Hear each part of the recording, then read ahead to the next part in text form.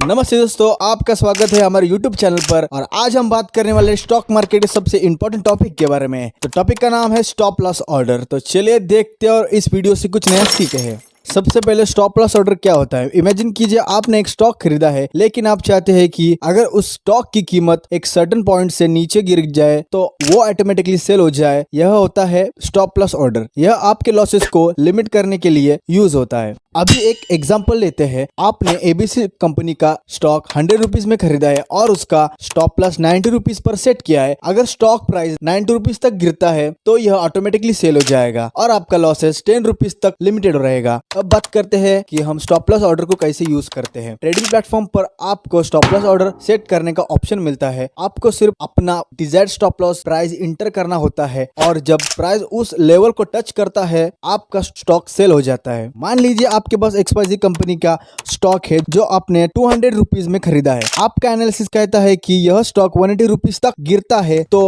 आपको सेल कर देना है। आप 180 rupees per stop loss set कर देते हैं। जब भी प्राइस 180 रुपीज को टच करेगा तो आपका ऑर्डर एग्जीक्यूट हो जाएगा। अब हम देखते हैं स्टॉप लॉस ऑर्डर के टाइप्स। जनरली दो टाइप के स्टॉप लॉस ऑर्डर होते हैं। एक होता है फिक्स स्टॉप लॉस और दूसरा होता है ट्रेलिंग स्टॉप लॉस। एग्जाम्पल के साथ समझते हैं कि फिक्स स्टॉप लॉस क्या होता है।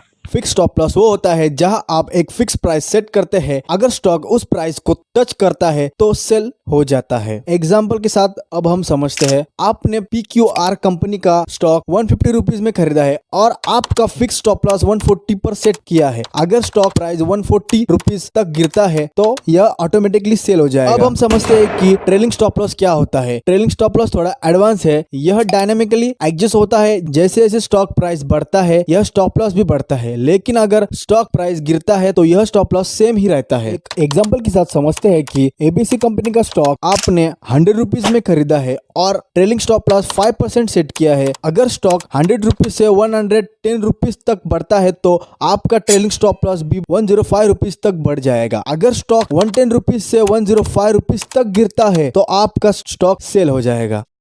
तो दोस्तों, कैसी लगा आपको ये वीडियो हमें कमेंट करके जरूर बताना और हमारे चैनल को सब्सक्राइब करना ना भूलना। Thanks for watching.